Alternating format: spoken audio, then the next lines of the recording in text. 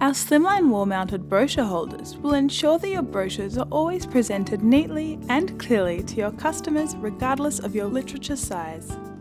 Quick and simple to install, let's take a look at how you can set up and showcase your literature in minutes.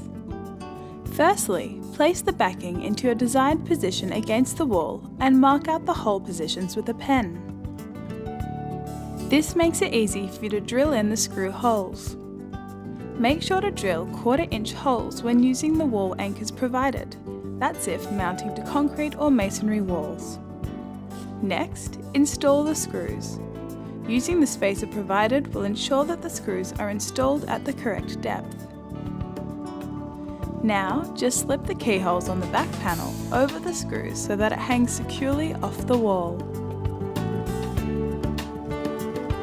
This versatile wall system caters to DL and A4 literature. Simply adjust the clip positions to accommodate the size and orientation of your brochures.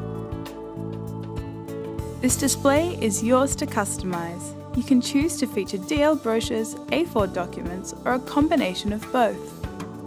Our wall-mounted displays come in a variety of sizes and colours to choose from.